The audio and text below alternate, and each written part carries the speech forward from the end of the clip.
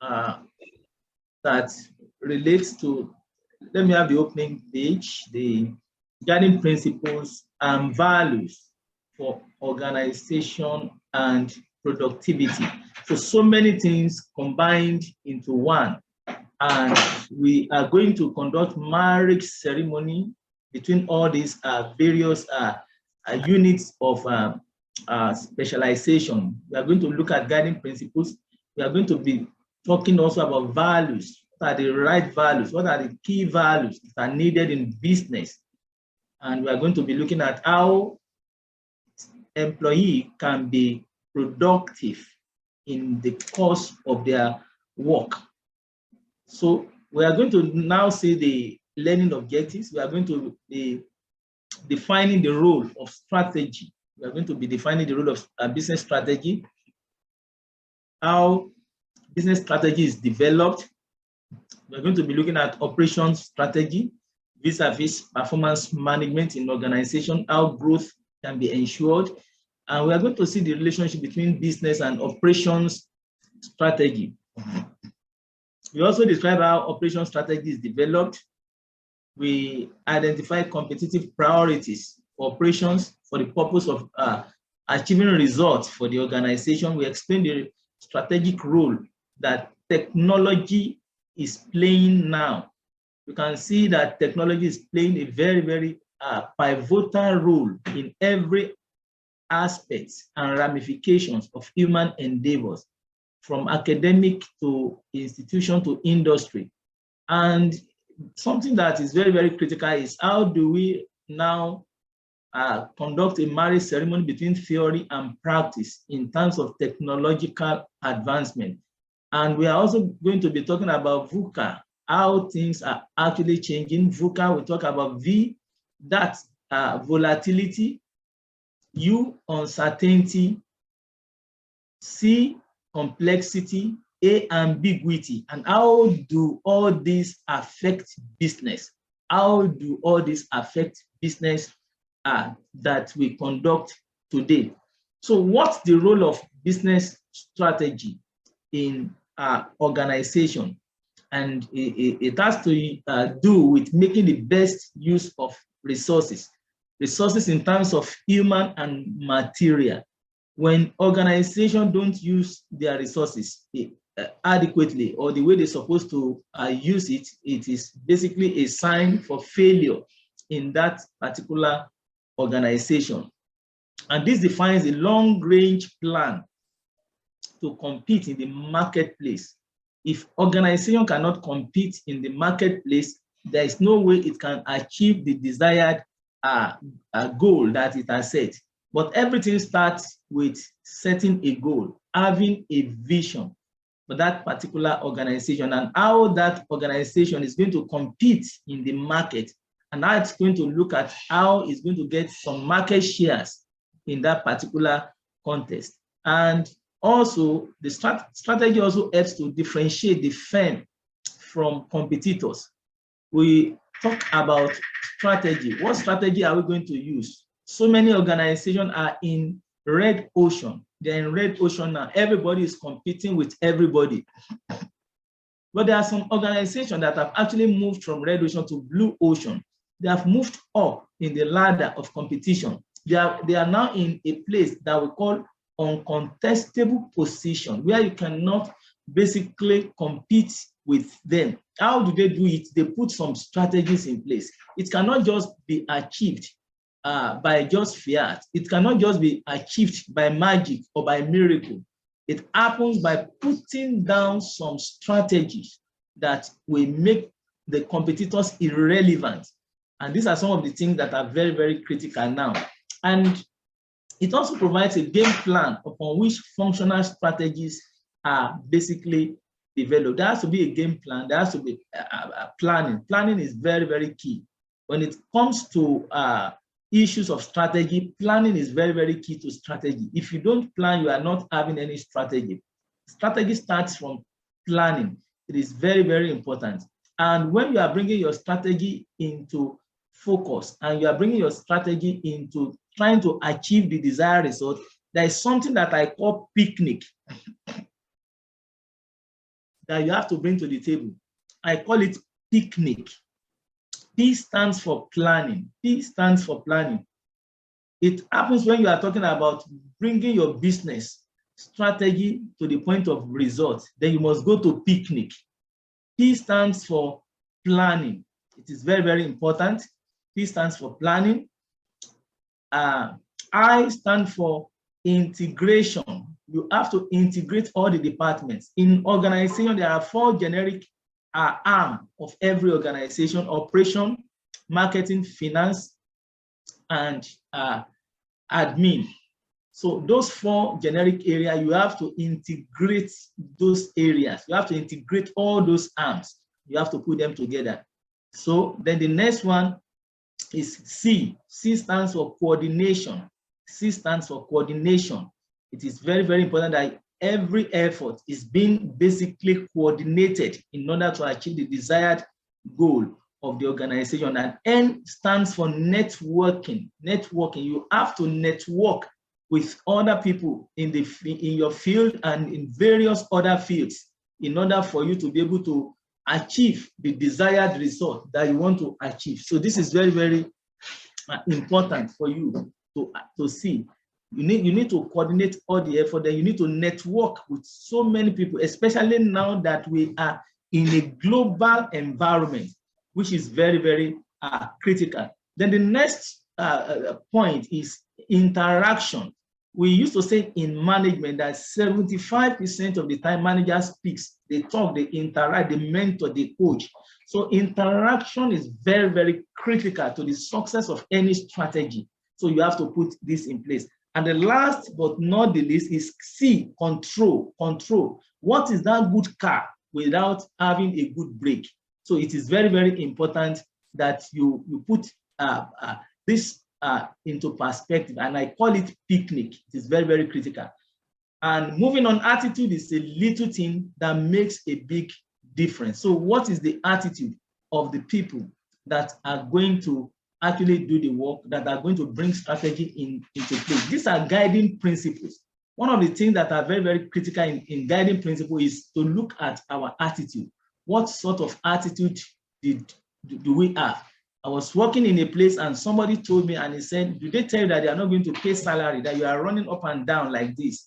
So this is very, very important. This is very, very important that we should not allow people to discourage us or to lessen our commitments to our organization. There's no way you can achieve the desired goal, desired result, when your attitude is such that, you don't want to kill yourself, don't want to put in your best, and so on. So attitude is a little thing that actually makes the difference. So we go on from there.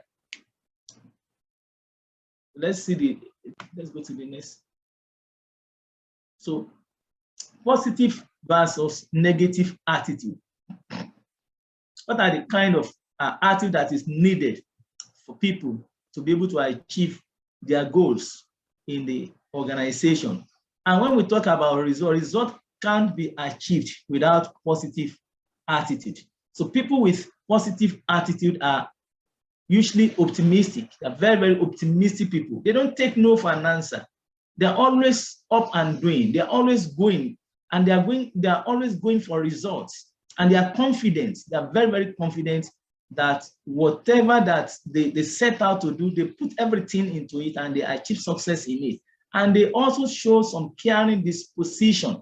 In management, we don't talk about love in the past, but we discover, like we are talking about spiritual intelligence in management, we also now discover that love is very, very critical in management, because there is no way without, you can operate your department and you can make people to work together among themselves without love in that particular department. We discover that you can never achieve your goal without love within the context of the people that are doing the work. So caring is very, very critical. Then the next one is to be assertive. We don't want to encourage silent mode in organization. If there's any issue, somebody should raise the issue that this is what I'm going through. Can this thing go like this? This is what I'm basically thinking about particular issue within this setup of this organization. We discourage aggressive attitude in organization. but we encourage assertive attitude, which is very, very important. Then the other one is patient. It's very important that people have the attitude, the character, the culture, the value of patience. It is very, very important. Then humility. Humility is very, very critical. The grandfather of humility is emotional intelligence.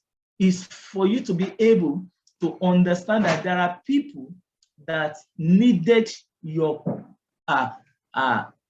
sympathy, needed your empathy.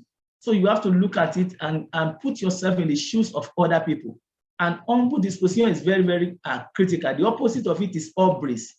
Hubris is, I call it, grandfather of arrogance.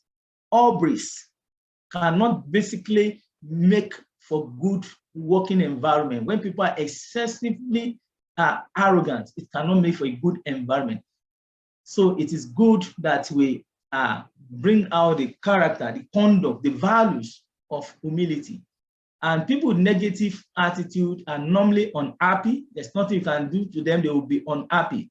They lack hopeful mechanism. They are unpleasant in their disposition. They don't respect other people. Even the way they talk to people, they don't show charity. They are defensive, they are argumentative, they are confrontational, and they are disruptive in their attitude. So these are some of the attitudes that are very, very negative. And when people like this are in organization, you expect acrimony and you expect some sort of a schism all the time. So this is very, very critical. So we have to look at it. So in order to be productive, you have to keep your goals in perspective. I used to say that the spelling of goal is G-O-A-L. But when you don't set a goal, your L, the last L becomes T. When your last L becomes T, you are talking about goats. You are talking about a goatish situation. A country, a state, a federation, an organization that does not set a goal is a goatish environment, and we should avoid that. In fact, if I have to work anywhere, if I have to work on any project, the first thing I'm going to ask is, what is the goal of this? What is the goal? Why are we here? It is very, very important. And how do you achieve that? You start first. You must have to start. Then you think. Thinking is very, very critical. As a matter of fact, you cannot be better than your thinking. In fact, as a matter of reality, no nation can be better than the level of its thinking. Then analysis comes into place, planning again comes into play. Then you try, you take a first step, then you do again, and you keep on doing. That is success, and that is success. But that is one point. You have to look at something, and I want all of us to take particular note of what I'm about to say. Everybody is in survivor's mode now. Everybody is trying to survive. Then when you leave survival mode, I want to talk about the 3 stages of life. The first set of life, or the first stage of life, is survivor stage. The second stage is success. When somebody has done everything and he has achieved success, he has put all these things in place, and he now has success. He can buy whatever he wants to buy. He can fly to anywhere in the world. He can do whatever he wants to do. That is success. And the last stage is significance. And that is a life that takes care of others. That is a life that builds legacy. That is a life that leaves legacy behind. So you have to determine which one do you want to be. And I discovered that so many people, they are still in survival stage. 85% of the people are in survival stage. Only 15% are successful, in success stage. Only 5% basically will be significant. They will live significance. They will have a purpose. They will build a legacy, and they will not live for themselves at a point. They now begin to live for others. They now begin to serve others. That is a life of significance. That is a life of success. And you start from looking at your goal, looking at your perspective, looking at your purpose, and you start and you begin to see what you want to achieve. Some people, they just want to achieve success. It's good. Somebody just want to achieve success. What you want in life is just success. But some will go higher than that, and they achieve significance. So it depends on individual, right? So different areas that need our attention in terms of our productive capability is performance and mastery. We must be able to master a particular area of our skill. I want to say that the best learning is self-learning. Most of the things that we will gain mastery in are the things that we learn by ourselves, especially in this era of information super highway. You can learn anything you want to learn. And I've said it I think in a forum in Abuja 2 weeks ago, I said that there is no need for 4 years university education anymore.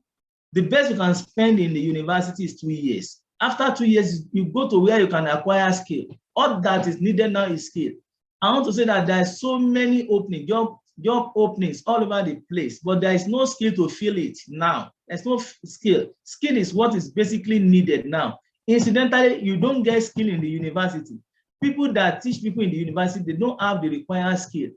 I know children that are just coming out from the university, they have started to earn more than their professors. They just left university 2 years ago, because what is needed now is skill.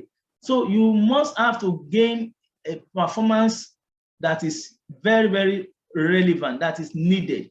Then you must gain mastery in a particular area, in a particular field, especially the field that is needed now in this economy. Then your productivity at work is very, very critical. You don't wait for people. You don't basically look down on your ability. You have to keep on rising, developing yourself, be productive. I want to say with humility, I was 5 years at the Nigerian Institute of Management. All the 5 years, I was the best staff of the year throughout, because I was up and doing. I was productive. I was bringing every performance that I was to be brought to the table. So this is very, very, very critical. And your self-worth matters, self-efficacy, self-worth. Telling yourself you can do it, telling yourself that you don't want to take no for an answer. It is very, very important in achieving your productive capacity. Your career development is very, very important. I want to say that the best person to develop your career for you is yourself. You know your skill, you know your area, you know the area that gives you fun. I want to say that nobody runs on the lane of another and become successful. You must find your own lane.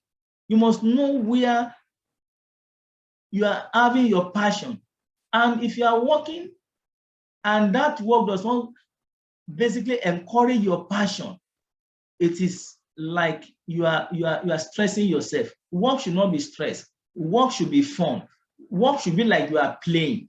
If you bring a footballer, let me say Mr. Ronaldo, all right, he sees it as fun. You don't see it as work. When you begin to see work as work, then there's a problem. Your work should be congenial with your passion, and you are having fun doing it, and you are achieving it. You don't even know that you are doing anything. It is very, very important. Then the next one is spiritual and moral ideals. Before, we don't talk about it in management, but Daniel Goleman brought emotional intelligence, and it talks about also spiritual intelligence. And that was why we started to talk about spiritual. You can see from afar, you can know what your organization is going to be. You can understand what is coming to you. You can understand when people are basically competing with you. You can know the way that you are going to go, that you compete better. And also moral ideals. What does that entail? Integrity. Integrity is the grandfather of morality itself. It is very, very critical.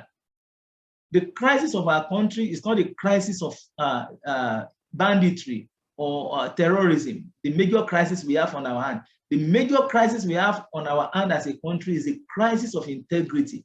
There's no moral rectitude anywhere. If you want to get birth certificate for children now, you have to pay bribe. If you want to get anything from the hospital, from the school system, and so on, somebody wants to get a loan from government establishment, he has to give a bribe.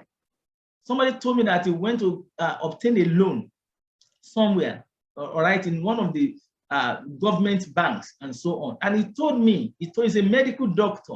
He told me that, of course, they demanded bribe from him.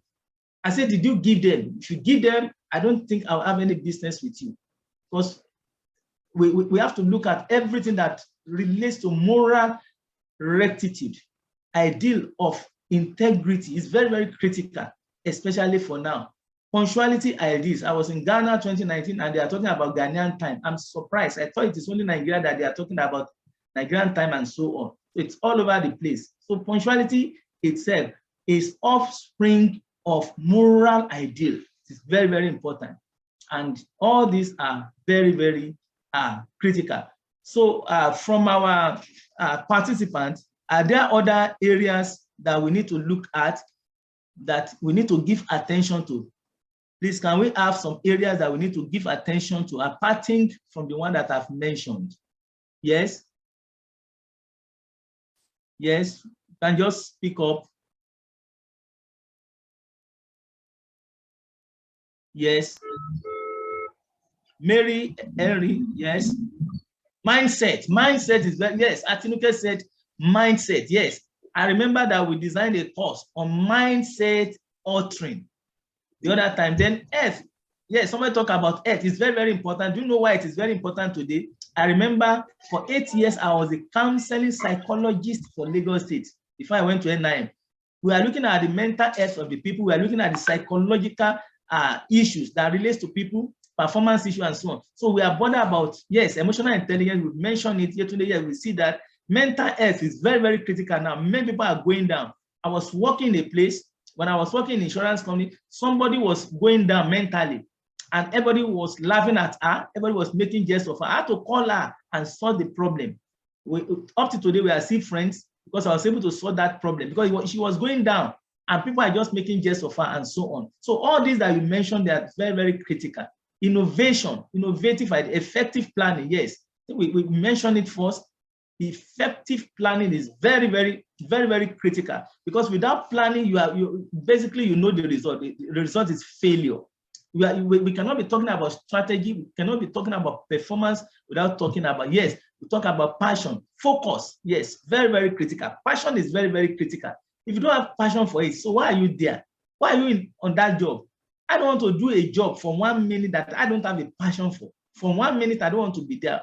It doesn't matter what you are going to pay me. If I don't have passion for it, I cannot be there. Focus is very, very important. Focus is the twin brother of goal. It is very, very important. Team spirit and continuous improvement. That is what we are teaching in Six Sigma, all these belts. Yes. And you have to have your objective. Objective is the grandson of goal. So you have to have objective. It is very, very important. Yes, life, work balance, support family, and so on. So all these are very, very critical. So thank you very much for all these contributions. They are very, very, you need to note them. They are very, very critical, especially the mental health issue. But people are going down today because of the frustration of the economy, because of the frustration of so many things, relational frustration, and so many frustrations that are coming into place. I went to train some staff of a major oil company, some senior staff of a major national oil company in Nigeria. And so, in fact, I'm just coming from where I went to train part of them now. And one of them told me, and he said, we are just eating at the restaurant of the hotel where we are having the training. And he just came and he just came to sit down in my front. He said, he's a lawyer. He said, Oga, I'm just going to talk to you because of the way you spoke during the training. I'm going to divorce my wife on Monday. I'm going to the court. I'm going to divorce my wife and so on. I say, okay, no problem. Before you divorce your wife, I want to see your wife. Let me see your wife before you divorce her, and so on. So he said the wife is not available in Lagos. I say, okay, no problem. I say, by Sunday, I'm going to speak with you and your wife together, and we're going to see how we can go from there. Then I set up a Zoom platform. I say, usually I'll ask them in the office to set up Zoom platform for me. I set it up. And usually by 40 minutes, Zoom will off itself. You can't believe that 4 hours, 5 hours, I was sitting there. Zoom never off the system because they knew that I was doing a very serious business. I was able from 2 p.m., I was able to solve the problem by 7. And they hugged themselves. In fact, the man that came to report, the same man that came to say, I want to divorce my wife, is the first person that say, I'm sorry. He's the first person to say, from this analysis, I think I'm guilty, and so on. So we're able to solve that problem. And so many mental health related cases that organizations do not even care about. There's no way somebody can perform better on his job, when he has mental health challenges and so on. So all these are very, very critical. Then we have to look at this. All these affect productivity. There's no doubt about that. So how do we now prioritize? How do we prioritize? The first one is to look at the pressing issue, the deadline coming up, and consequences if they are not completed. So you have to now look at your priority. So how do I prioritize? You look at the pressing one. You look at the one that has deadline. Accidentally, in management, in principles of management, deadline is very, very critical. You can't tell a management person that I will see you next week. You can, yes, we are going to take care of that during the question and answer, Liliana. So how do we take care of deadlines in management? Is very, very important. There is no way you will be talking about management and you are not going to be talking about deadline. If I give you an assignment, I will give a deadline. If I delegate a job to you, I will give you a deadline. That is management. In other areas, people will just delegate. There is no any form of deadlines. You have not delegated, you have abdicated. Then cruciality. This thing must be done, but there is no pressing deadline right now. Yet it is crucial. You have to consider it next. And the next one you consider is non-obligatory, no deadlines or consequences. In most cases, when there is no deadline in jobs, when there is no consequences, there's no people can perform. Management is about stick and about carrot. Management is about reward and about sanction. Management is not about reward alone. Management is never about sanction alone. Management is about sanction and it is about reward. When people do well, management rewards you. When you don't do well, you are sanctioned. That is management. Management is not politics. It is in politics that when people are not doing well, they will be rewarded. And management is clear. It is not politics. So next one for us to look is the business and functional strategy for the growth of the organization. Everybody wants their organization to grow. There's no one that does not want the organization not to grow. So if you want the organization to grow, the first step is to look at your business strategy. It's to put down your business strategy. And how do you do that? You need to define your long-range plan for the organization. Long-range plan. What are the planning that you are going to put in place? What are the kind of planning that you must put in place? What are the kinds of operations you are going to put in place? And you have to look at something that is very, very cardinal, your market consideration, your competitive analysis. So you have to look at it. How will you be able to achieve all this? That is what will contain in your business strategy. Then the next one is your marketing strategy. If you cannot market it, then you'll be sure that you are going to go out of business very soon.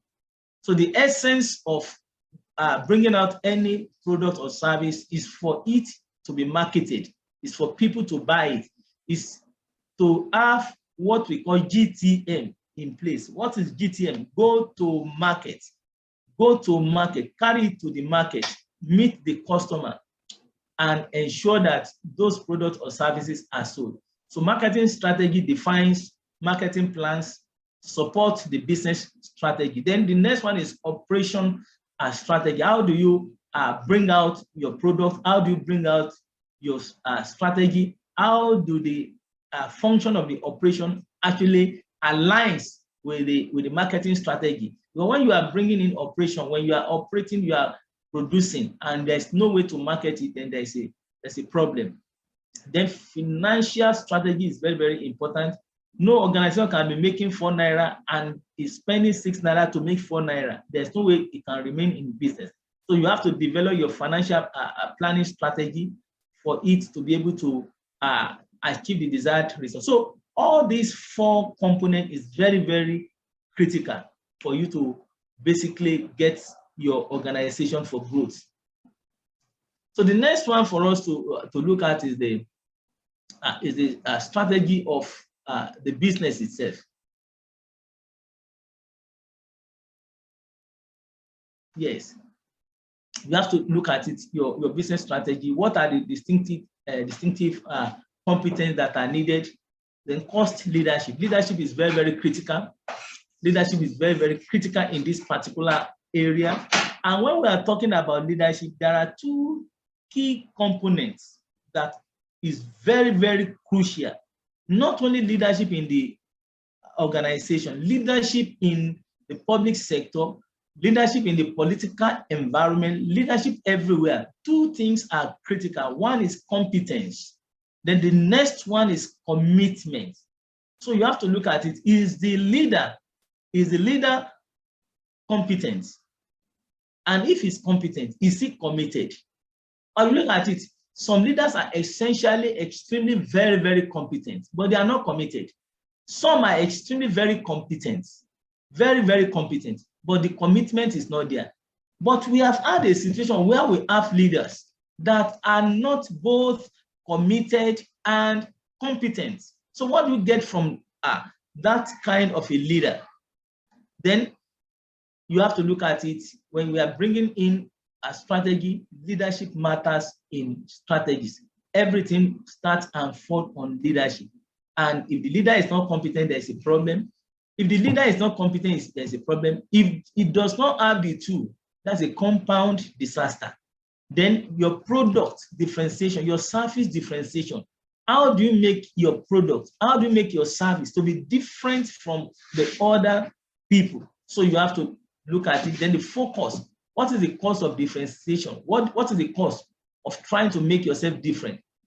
In fact, we have a bank in Nigeria. They don't advertise. What they do, their differentiation is that they are using culture. They are using internal culture, and they are making the customer to become their marketing tools because of their customer centrism.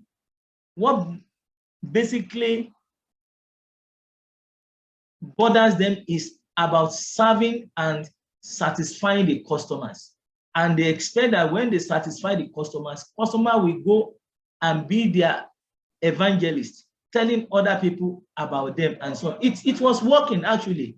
They don't advertise anywhere. All the billings in advertising, they convert it to other things. They don't advertise and so on. But essentially now, it may not be working on the long run today because there is a need for visibility of digitalization, visibility on the social media and so on. But of course, what they have done in the past has actually given them some measure of success using that business strategy. Then your operation strategy, you have to look at your cost, your flexibility, your quality. Quality matters in service delivery. Quality matters a lot. If I spend so much on quality, you will get the return on investment on them. And the delivery capacity is very, very important. And also capability building. You have to build capacity within the context of the organization. We used to say in management that if you don't train them, don't blame them. So it is very, very important that you build capability. You build capability, you build capacity of the staff. You make them to be basically skillful so that they can be able to handle some areas of the operation. Then the implementation matters. It's very, very, very, very important. Then what are the resources that are needed? The process management from one conception of idea to GTM, to go to market. What is the process? And what is the product? What is the structure that are in place? And what is the infrastructure that is basically available to the organization? Then you look at the policy. Look at the policy of the organization. What policy are they trying to bring out? Then other functional strategies include marketing, finance, human resources, engineering. These are the very, very critical area of business strategies. Your marketing is very, very important. You must get it right. Your finance, you must get it right. Your human resources, when you bring people in to work and they are not fit for the work, there is no way you can expect results from those kind of people. Your engineering platform, your information system, your IT networking today is very, very important. When you put all this in place, you have service enhanced product or delivered service. And why are you putting all these strategies in place? It is for you to be able to satisfy the customer. Because why? We are in an era of customer centrism. So all this strategy that you are putting in place, they are trying to get some competence, some skills, some competitive advantage, and so on. It's basically to satisfy the customer. So, which is very, very, very, very critical and very, very important. So you don't basically get what you wish. You get what you work for. So management is not about wishing. It's not about, I want to do it, I want to do that. I want to go here, I want to compete with this, I want to compete with that. You have to go to the field. You have to work it out. Nothing happens by accident in management. You have to work it out. You have to bring it out. You have to put some strategies in place in order to be able to achieve it. So this is very, very important. So your character, your integrity, work ethics, and hard work will bring you more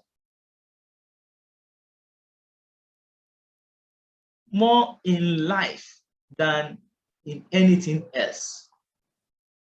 Your character, your integrity, your work ethic, your hard work will bring you more in life than anything else. So put those together, just oppose every of this. In fact, some of you, some of the things, some of the values that we put down here is what takes you to this point today that you are listening to us today. Some of these values that you put together, you aggregate all these values as some of these things that put us here today. So this is very, very important. Even when it comes to a nation, this is what makes nation to be great. Character of its citizens. Are they honest? I was having some issues with people in Singapore sometimes ago, and I was asking them, I said, what moves you from third world in 1980 to first world as early as 1987? They say it is MPH. MPH. I said, what is M? They say meritocracy. Do we have it here? Meritocracy. I said, what is P? They say pragmatism. Do we have it here? We have a lot of policies. We have a lot of laws. Do we obey it? Do we implement it? I said, what is H? They say the H is honesty. Only those three values takes a nation from third world to first world. And I know that those three values alone can take us to that place, to where we're supposed to be. So looking at the organization itself, what takes that organization from this point to the next one is character of the staff that are working in that organization, their integrity, their work ethics, their hard work, tenacity for hard work. All these are very, very, very, very critical. It's very, very critical, and we need to look at it. So top 10 work ethics that brings value. One is attendance to details. Attendance, regular attendance at work, attendance to details. Now you can work anywhere, but you are what are you doing in that place? Okay, we are having remote work platforms now all over the place. Oh, are the people committed to the work they're meant to be doing? Are they basically doing the work when they say they are working remotely and so on? Character is very, very important. The twin brother of behavior, character is very, very important. This forms the value of a particular person. When you want to look at the value of a person, look at the character of that person. Teamwork, some are best able to work individually, but it depends on what the organization wants to reward. If your organization wants to reward solo champion, no problem. But basically, the best for organization to reward is teamwork. That, okay, we have done this, we have done that. Okay, who are your team members? You are able to show them, and so on. So teamwork is very, very critical. Your appearance matters. Appearance matters. Of course, I used to say that appearance is the letter of recommendation. Somebody is going to work. What is the kind of appearance the person puts up, and so on. There's so many ways that people dress today that is totally appalling, that does not fit into work environment, and so on. We see a lot of dressing today, of course, because of the tide of the society. And of course, I'm not sure they are basically something that is very, very nice for the work environment, whatever may be the case. Your attitude also matters. Your productivity. your productivity matters. Your productivity, if nobody is measuring your productivity, you have to measure your own productivity to see if you are doing well. It is very, very important. We have a staff appraisal that is done annually, and we have performance management system, PMS, that is done on continual basis through coaching, mentoring, and counseling. Mentoring for the future, counseling for the past, coaching for the present. And that goes a long way to be able to look at the productivity of a particular staff to see that basically they are actually contributing to the return on investment of that organization. And today now we are also looking at the ROI of a particular staff in an organization. What contribution is he making to the organization in a year? Then organizational skill, how a particular staff can be organized in the way he does his things, in the way he carries out his business in that particular organization. Communication, how does he communicate? Does he have good communication skill? These are very, very critical soft skills today. To succeed in organization, technical skill you need is just 15%. The remaining skill that you need basically is soft skill. Soft skill, 85% of soft skill, which comprises of interpersonal skill, emotional intelligence, and some of those skills. 85% of it are those that you need to be able to succeed in the work. Cooperation. Cooperation is the twin brother of collaboration. It is very, very important. Respect is a very good value, that we respect other people, both small and old. Even our junior, we give them the desired respect. It is very important, and it shows a good culture. It shows a good value when we accord respect to other people. It is very, very important. So what is the goal of team building? One of the things that can make us to really achieve our aim, our goal in organization is to look at skill that relates to team building. And this will help to improve our productivity. It will also increase morale and motivation across team. Motivation is very, very important. Motivation is from the word motive. It is from the word motive that the word motivation was formed. So what is the motive of that person working in that team? What is the motive of coming to work in that particular environment? So motivation across teams is very, very important. Improve workplace collaboration. Where there's no collaboration, there cannot be measurable success. You can't get results without collaboration, without cohesion, without having good mind, as in working with other people. You can't basically have good results. Then it will encourage creativity among individuals, and there is a support system for everybody working in the team, and everybody works together. It's really nice that we are working in a flatter structure and system. So Vince Lombardi says individual commitment to a group effort, that is what makes a team work, a company work, a society work, and a civilization work. Individual commitment to a group effort, to organizations effort, to national effort. Individual commitment to it basically is what actually yields the desired result.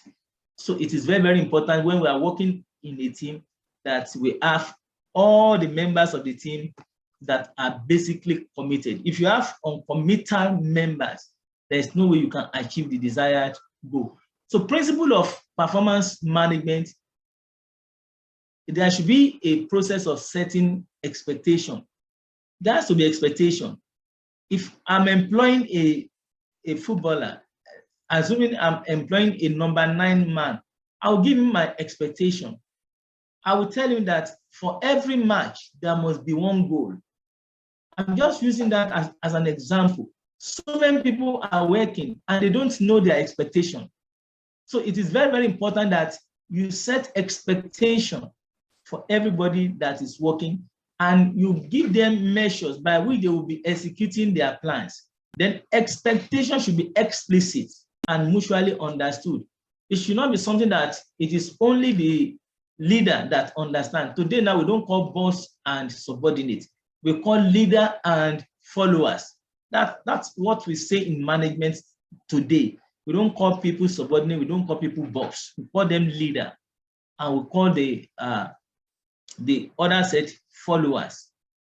And in most cases now, we've started to call followers leaders as well, but we are developing leaders in them. We are developing leadership skills in them. So expectation should be explicit and mutually understood. Engagement is increased when people are involved in planning. So planning is very, very important. When you involve everybody, it's saying there is no audio. Somebody is saying there is no audio. Yes, so our work gets accomplished also, we have to look at it. Then there has to be a regular feedback, and that is performance management system. Unlike performance appraisal that is done at the end of the year, performance management system is ongoing. You get feedback from your leader at every point. Mentoring is taking place, coaching is taking place, counseling is taking place, and you are getting feedback. What you are doing well, you are encouraged. What you don't do well, you are given some impetus to improve on them. So this is very, very important. This is very, very important. So you have to look at it. It is very, very important. Honest feedback. I want you to note my word, honest feedback, not feedback from the point of view of eye service. All right, not the point of view of you just want to please the boss man, not the point of view that you are maintaining a silence culture. No, there has to be honest feedback. You are doing well when you are doing well. When you are not doing well, the leader should be honest enough to let you know where you are not doing well and where you need to offer some support. Then there is a need to translate corporate goals into individuals, team, and department and divisional goals. In management, we call this congruity of goals. It is very, very important. Individual will have their KPI, and departments, teams, and division will have their KRA, key results area. So this is very, very critical. In order to be able to achieve the goal, then you need to clarify corporate goals. It is very, very important that goals are clarified, and everybody basically, yes. In large corporate organization, honest feedback are often a rarity, and so on. Somebody was giving that as a feedback. Yes, but it is very, very critical because we are talking about performance management system. Under performance management system, there should be honest feedback at every point. There should be honest feedback from time to time on weekly basis. There should be status report, and the leader should be able to let the follower know that this is how far you are going. This is the rate at which you are progressing. So it is very, very important. It is continuous. It is evolutionary, in which performance will improve. It relies on cooperation. It relies on consensus, camaraderie, rather than control.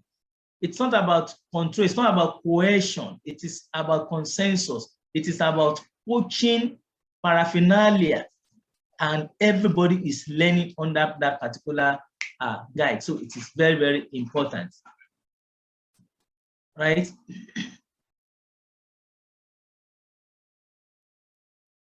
So, and that takes us to this point. We are not a team because we work together. We are a team because we respect, trust, and care for each other. So, so somebody is saying that it is easier. I can't see it again. So we are not a team because we work together. That we are working together does not make us a team. We are a team because we respect, we trust, and we care for one another. This is very, very important. Look at that particular key point. The first one is respect. The next one is trust. And the third one is care. Do we have it in the working environment of today? Do we respect one another? Do we trust one another? Trust is very, very fundamental factor in achieving the desired goal of the organization.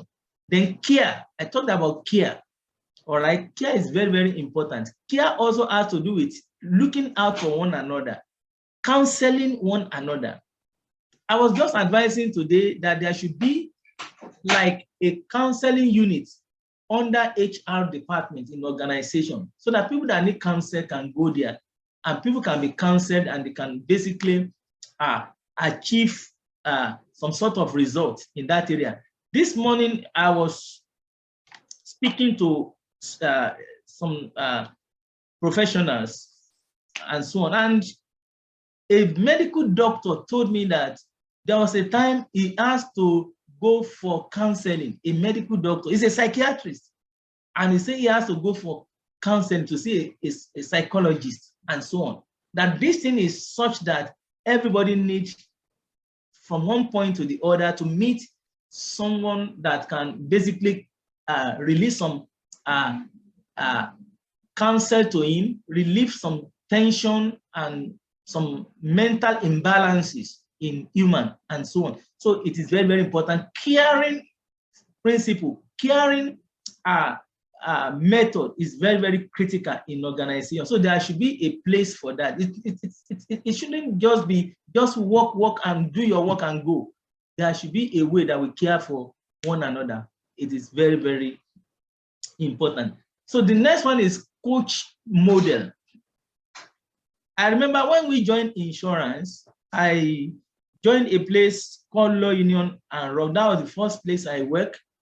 And as we are joining, as we are coming in, they attach us to some people who have been treasured underwriters in those places for a long time. Perhaps they learned under British when the British were here and so on. So they just attach you to those people. And later we found out that those people are school cert people, they are school cert holders. But they taught us every rudiments of insurance. Every issue that relates to underwriting, they taught us. They coached us perfectly well. And of course, we cherish their contribution. So coaching method is very, very important in organization today. So I look at it, Kate Webb now gave it an acronym. So the first one, C for connect. When coaching is taking place, there has to be connection between the coach and the coachee. There has to be connection. Then there has to be an outcome in view. What outcome are we looking at? It means there has to be a process. There has to be some measured plan and say, okay, when I'm coaching this person, this is the outcome that I'm looking at. This is what I'm trying to get. Then there must be awareness of what we are doing, awareness of the job itself, awareness of expectation, awareness of the result that we are trying to achieve. Then the cost itself, the C stands for the cost. What is the cost? What are we working on? What is the title? What is the issue at stake? Is it about banking knowledge? Is it about engineering knowledge? Cost. Then highlights of what we have done. We highlight it, now look at it. If actually it meets the standard, it meets what we are trying to achieve. So that is very, very critical in coaching method. So the next one is to look at job characteristics model. If anybody wants to do any job, he must have some sort of passion for the job. He must have two things that are very, very critical. One, nature, and the other one is nurture. Your nature must be such that it agrees with the job that you want to do.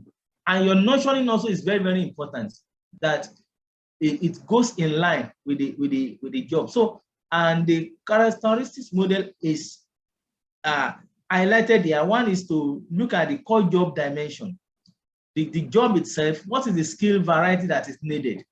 What is the task identity? Who is going to do the job? What kind of skill should he have? And how will he be able to work with other people? Will he be able to work on his own? Will he be able to work unsupervised? And what are the feedback that is expected from him? This feedback is very, very important in job characteristics. It's very, very key. There has to be feedback. There has to be status report. I mean, that one should be done on weekly basis. This is where I've gone. This is what I've done. This is what I've been able to achieve, and so if there are corrections, that if there are areas to remodel and so on, we can look at it there. Then the next one is critical psychological states. Experienced meaningfulness of the work. Is this job enriching enough? Does this job add value to the doer of the job? Does it make sense? Does it bring meaning? Does it convey any form of fondness? Do I like this job in simple terms? Then the experience of that person, experience responsibility for outcomes of the work. What kind of work is that work? What kind of responsibility and what kind of outcome are we expecting? Then the knowledge of the actual results of the work activities. There has to be a means of getting the knowledge of the results. If I've done this, then I think I've been able to achieve this result. There should be a way to know that this person has achieved results doing this job. Then personal and work outcome, high internal work motivation, high quality work performance. Why? Because today we are in a performance-driven environment. Then high satisfaction, then low absenteeism and turnover. You can see today that a lot of job turnover and so on.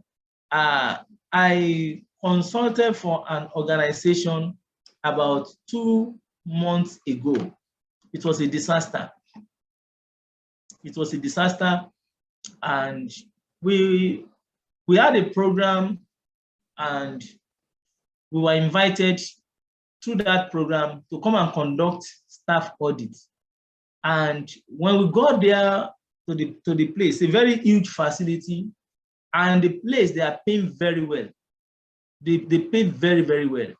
But last year, 60 people were said to have resigned. It was when we got there to conduct our staff audits that we learned that 60 people actually did resign last year alone. And some of them did not get any job. They just resigned and they left, and so on. So we conducted the staff audit together with my other consultants. We spent some time with them. We worked throughout the weekend and everything.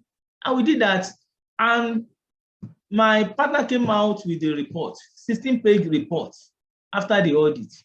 And we assessed the report. And we had a meeting before we sent the report.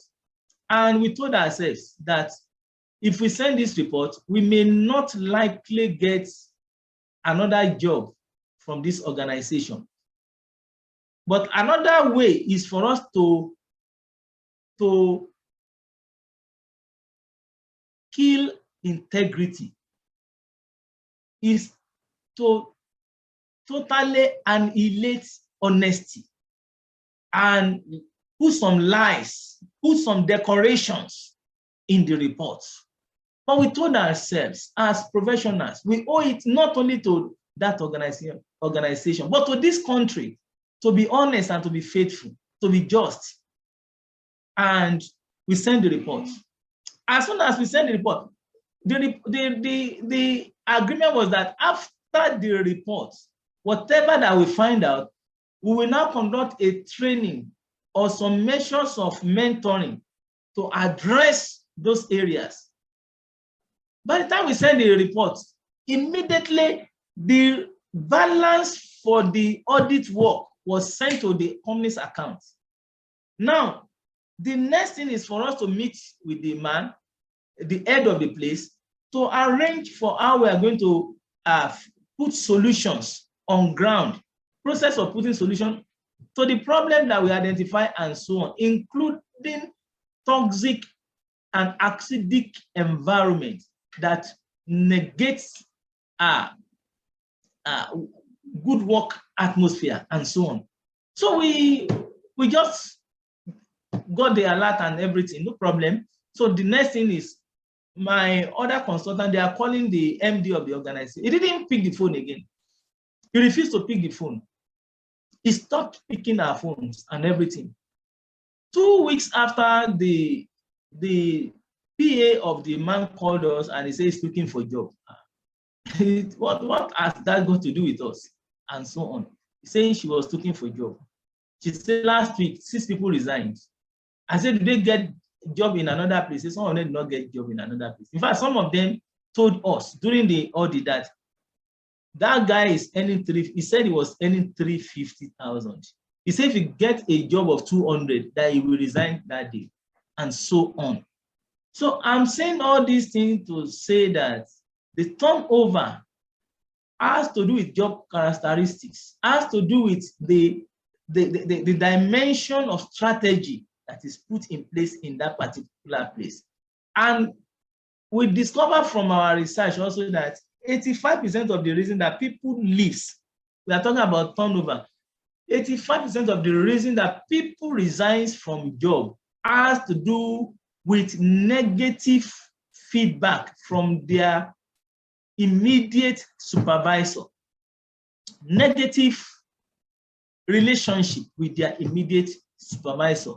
So all these are very, very critical. So, but when we put all this in place, we achieve employee growth, need, and strength. So the organization will be able to actually achieve its desired goal when we put all these in place. So when it comes to productivity, you have to look at, yes, okay, let me go to the chat box to see what, so that we can be able to have some discussion and so on. I thought we would discuss after. So this one says that the millennial or Gen Z is not ready to put in the work. However, we hear of how the managers ask some top professionals who practically and held them to the experienced and productive professional managers have turned out to be. Yes, it's very, very important. This is an aspect of coaching, counseling, and so on that we are talking about. I know that from what I just narrated, the case studies, the case study I just gave, now I know that there will be some one issue or the other around it. So we are going to see to it as we are going on. So it's a common challenge, yes. Antonia says it's a common challenge now, and so on. So it's a very real situation when you have a toxic environment. It's very, very important. Some people they prefer to leave a job.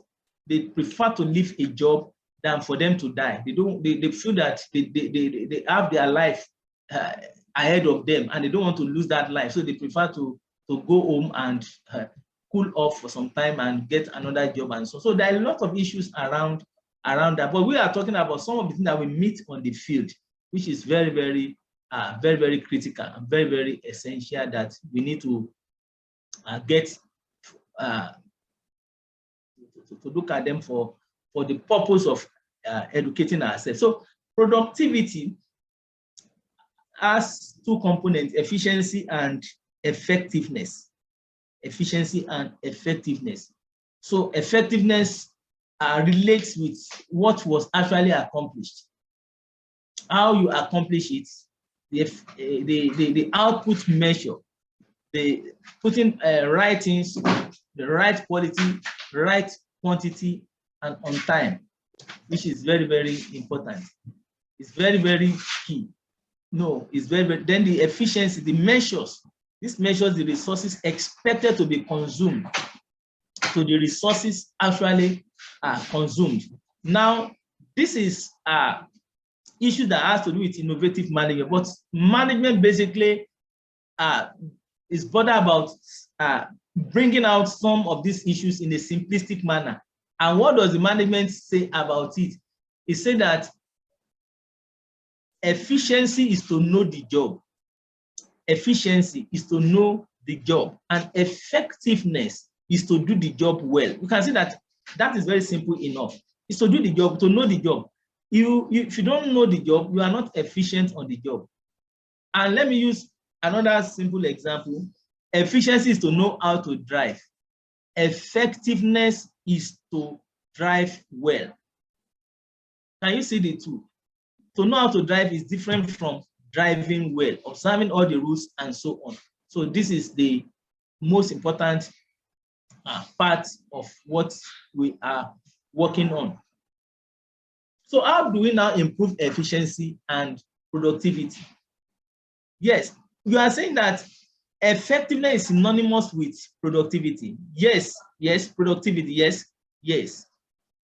Yes, it's basically about result. Effective is about result, it's about productivity, it's about result.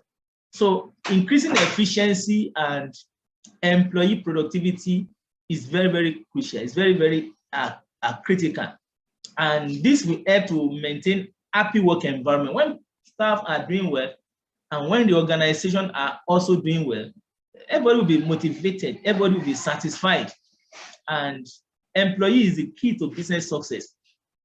Everybody will be satisfied, everybody will be basically be happy, and the work itself will achieve the desired goal that is set for the organization, which is very, very important. So in this way, the customers and other stakeholders, they feel satisfied that the company has actually served them in a proper manner. So which is very, very important. So let me move forward before I raise some issues that we are going to have to talk about.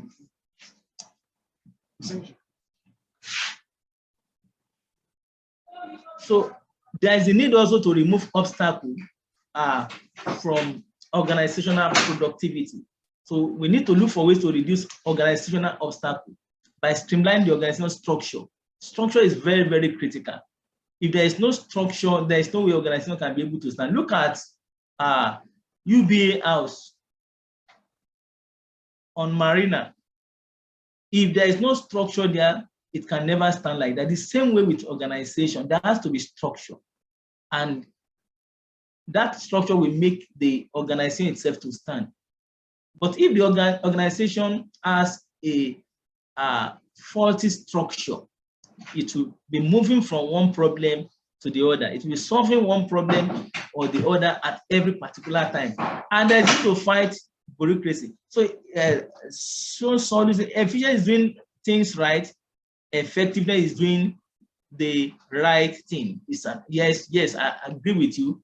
It is very, very important. It is very, very important. And everybody should look for a way to remove obstacles from productivity. Obstacle can be in terms of control system within the organization.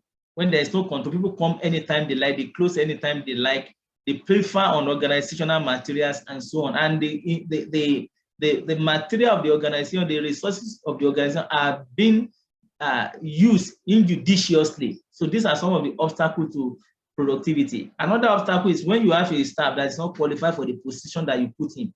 You either have an oversized shoe or you have a worn-out shoe. There's no way you can expect effectiveness in that particular order. All right. So then there is a need to improve efficiency and productivity. What do? You deploy talent strategically. Everybody cannot do everything. You have to look for people who have the talent, who have the requirement to do it. And I used to talk about KSA, but I call it ASK now, ASK. When you are deploying talent, you have to have what is called ASK. Number one, you are deploying talent, good, but you have to look at the attitude of that person that you are deploying. You are trying to put in a particular workplace. What is the attitude of that person? Then what is the skill of that particular person? What is the kind of skill the person has? Then what is the kind of knowledge he has? All right, you can have a very fantastic skill. If he does not have good attitude, that is an erosion. In fact, some people, they have a very good knowledge, but they don't have skill. Skill is basically very, very critical when you are deploying talent, and you have to make use of the best use of talent that are within the confine of that organization. We have seen that many organizations don't use their talents, the talents of the people that are in the organization very, very progressively. And the next thing is that they put up an advert, they are looking for staff. And the ones inside are not being properly utilized.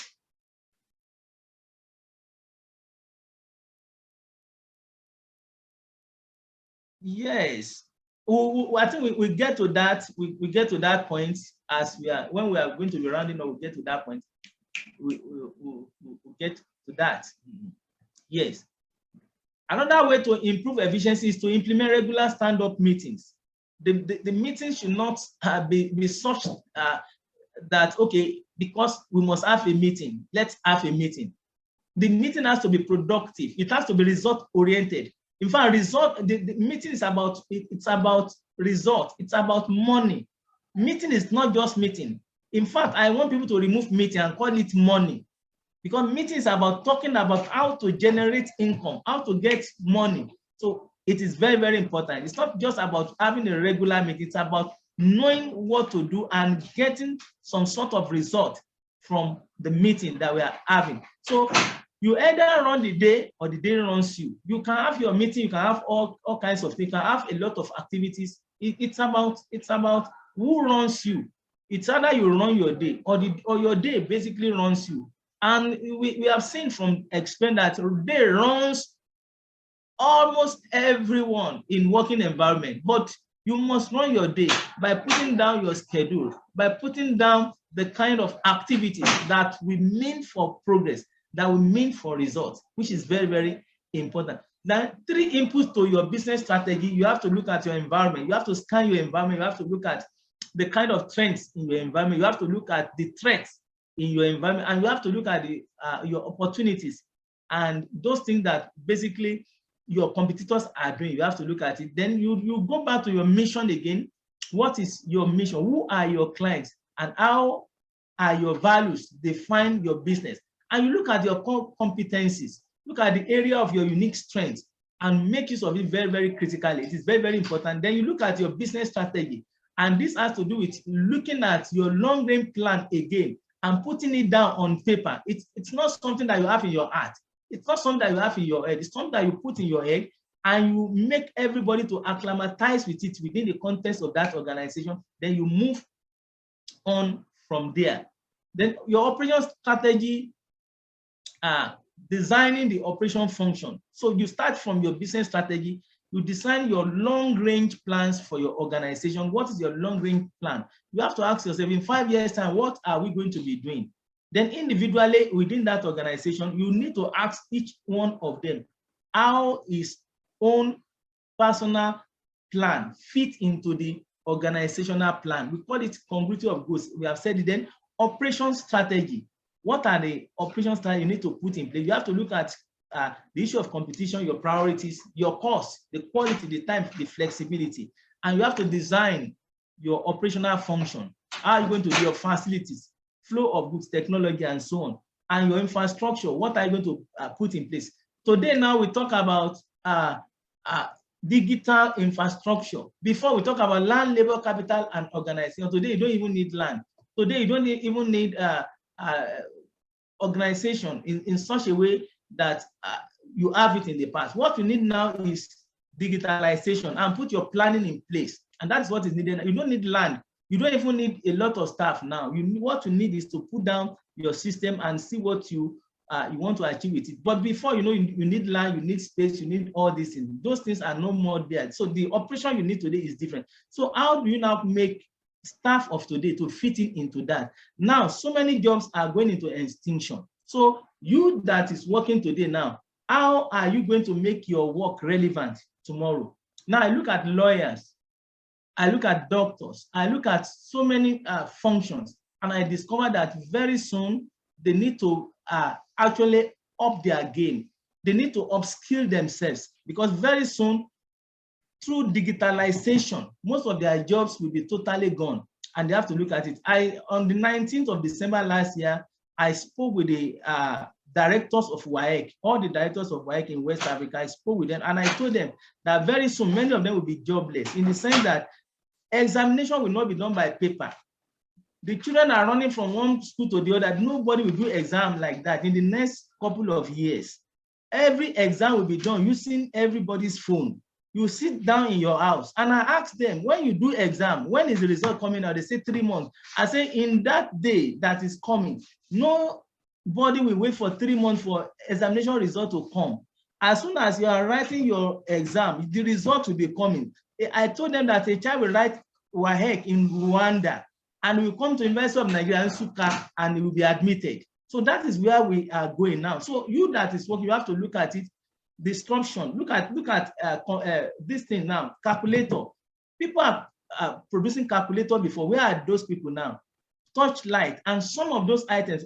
I asked my consultant to look at the areas that this phone alone, ordinary phone, has disrupted. They look at 50 areas. They come out with 50 areas that this phone alone has disrupted, including transition radio, the people that are publishing newspapers and so on, 50 areas. So you have to look at that, even in your own particular field also. You have to look at so that you can be relevant for the future. Productivity is about relevancy. If you are not relevant, then there is no way you can basically get to the point of performance that we are talking about. So what are the criteria for performance excellence? Higher productivity, greater customer loyalty, increased market share. It is very, very important. If your organization is not increasing its market share, there is a signal of trouble. So you have to look at market share. Let me use insurance as an example. For 1 year, people are going to pay premium of 400 billion. So you have an insurance company, you have to look at that 400 billion. How much will my own company gain? What is going to be our share in this 400 billion? And your organization will have to put strategy in place to be able to basically achieve that. Improve profitability. It is very, very important. If you are making what you are making 5 years ago, there is no way you can be able to meet today's demand. You can see what happened. I was speaking to somebody in London yesterday. She said that everything is skyrocketed. He said the gas is out of reach. He said nobody can even afford to be cooking 3 times a day. You have to go and eat snacks and so on. She said that the electricity is basically, and of course, it's all over the place. So if you are not making so much to be able to take care of it, then there's no way the organization will not go down. Better employee relations must come in now, which is very, very critical. So you have to look at all this and basically see how you fit into all. So I basically we just mentioned 6 Sigma issues. We cannot talk about so much of it here. It's about reduction of variation. When we bring a 6 Sigma to the work environment, and the staff also, they have to look at it. It will help the organization as well. When the lower defect rate, what are we saying? Zero waste. When we bring down zero waste and continuous improvement, and that is all about 6 Sigma. It's about reduction in variation. Quality is the same everywhere. Zero waste, and we usually talk about 3.4 defects in million opportunities. That in million opportunities, we only have very, very few defects and so on. So 6 Sigma is very, very critical to every business today. And what is the methodology of it? The first one is DMIC. DMIC stands for define. What is the problem? What is the issue? What are we talking about? Then measure. If we cannot measure it, we cannot manage it. Then analyze it, then improve it, improve the process, improve the work, then control it. This control is very, very critical. Like I told you, there's no good car without good brake that is going to be taken as anything. So it is very, very important. And the next one talk about DMADV, define, measure, analyze, design, and verify.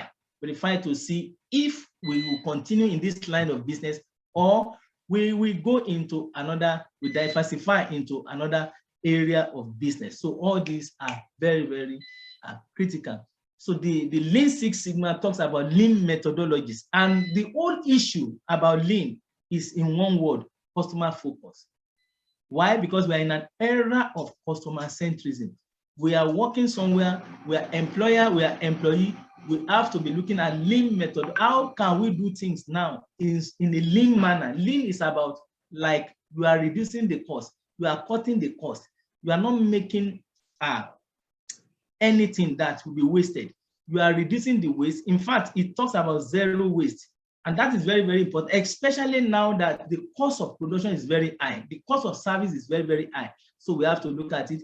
You have to improve the quality, reduce complexity, effective use of resources, both human and material, and everything basically has to do with customer service. So lean methodology has to do with understanding the value stream, make value stream flow, continuous improve processes, then customer defined value. What does that mean? You don't produce things that you like, you produce things based on what the customer demand. You go to market based on the understanding of what the customer really wants. You don't carry things to the market because you love it and so on. So, and the goal is to increase productivity, to eliminate waste, and to maximize resource utilization, which is very, very important. So the operational excellence for every form of business has to do with the people, starting from people. Without people, we can't basically do anything.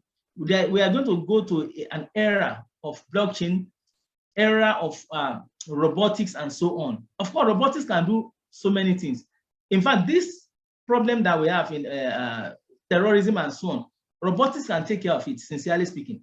But people are still needed. People are still very going to be key. Process is very, very important. What is the process of achieving this? From this point to that point, from the conception to ideation to approval, there's a process that it involves. Then the tools, what are the tools that we are going to use in order to achieve all this? And you have to look at your competitive priorities.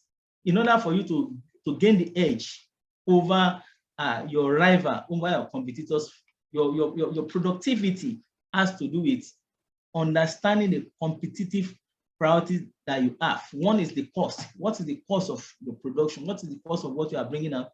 And what is the quality that you are bringing out? What is the kind of quality that you bring out? And your cost must go with the quality, and the time and the flexibility. Flexibility in the sense that you cannot say, okay, this is what we can do. We cannot go into any variation. You have to be flexible, because whatever the customers say, you have to go back and produce in order to meet the demand of the customer. So these are your priorities. And when you are competing on quality, what are the things that you need to look at? High performance design is very, very important. Product and service consistency. That's to be consistent. Your service must be consistent. When you have workers, what they bring out some service today, and the service was, very, very excellent service. And the next day, the service is such that it is hogwash. You cannot even bring out anything from it. That is bringing out, or it's a sign for trouble to come. So your service must be consistent, and it must go with the quality. Time-related issues, fast delivery is very, very important today. When your competitors are faster than you, you are not likely to be able to compete with them. On-time delivery is very, very critical now. And you have to look at the strategic role of technology now. Technology is affecting everything, the way we work, the way we move, and so on. 5 years ago, there's a place in Abuja. I went to the office. I didn't see most of the staff, and so I said, where are they? They said they are working from home. 5 years ago, there was no COVID and so on. So that's the future. That's the place that we are going.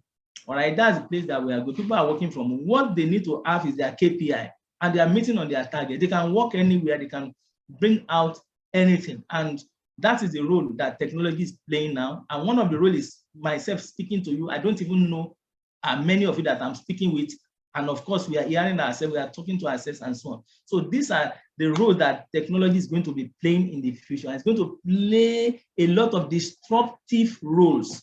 A lot of jobs are going to go online because of what we are bringing out. So many people are not going to be needed. And it has its own competitive advantage. It improves the processes. It maintains up-to-date standard, obtain competitive advantage. The negative part is that technology is expensive. It has its own risk of espionage, risk of people basically hacking into the system of organization and so on. You see a lot of hacking. You see a lot of financial scam that is going on all over the place today now. And what do we do about all this? But technology should support competitive priorities, require change to strategic plans, can require change to operation strategy. So these are the things that we have today. And what are the underlying values of it? Concept of people. People as the king. People as the deciding factor. People are the main components of productive enterprise, which is very, very important. Then concern for science that is coming up today, science everywhere, and it is commonplace. Then democratic principle. People are now asking, should we adopt democratic principle in the place of work? Are we going to adopt democratic principles in the place of work and so on? And helping relationships, helping ourselves, caring for us, for ourselves, and being a caring society. And also our CSR is very, very critical. What do we do to the community? All these are very, very critical. So, and also potential conflict with organizational development, conflict with profit making. Is the business only about profit? That's the question that we ask in this conflict situation. Is business basically to make profit? And the next one is conflict with managerial prerogatives. What does that mean? What is the boss saying? What is the issue about the board? And what is the issue about management? Is there any role or usurpation by the board and the management? And these are some of the things that the senior people in the organization must be looking at now. And how do you assuage it? You have to look at the system approach. The whole is greater than the sum of the parts. So the system approach is to look at everything holistically and see how we can basically find solution to them. And we talk about value-adding components, work environment, value-adding components. The input before, we talk about land, labor, capital, and so on. And we are saying that some of these things are giving way.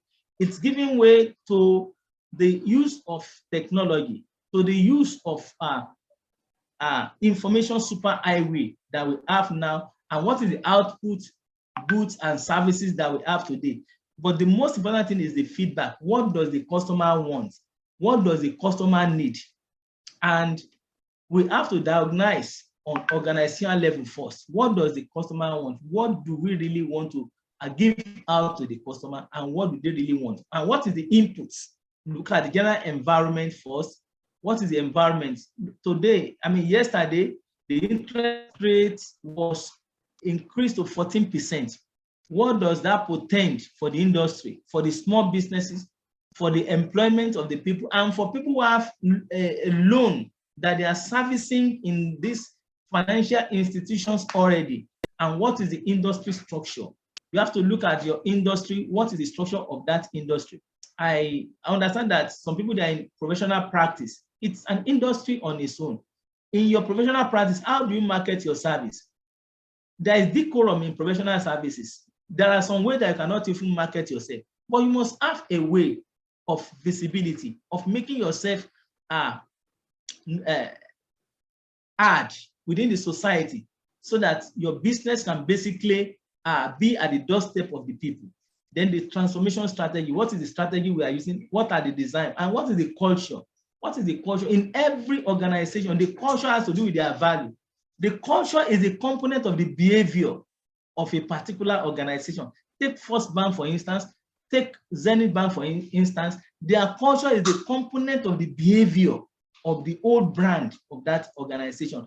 Your brand is your culture. Your culture is your brand. It is very, very important for people to know that the brand of an organization is the culture of that organization. And what is the output we are expecting? Performance, productivity, and satisfaction. What are we bringing out? So after the diagnosis, feedback is very, very critical. Then we now choose interventions.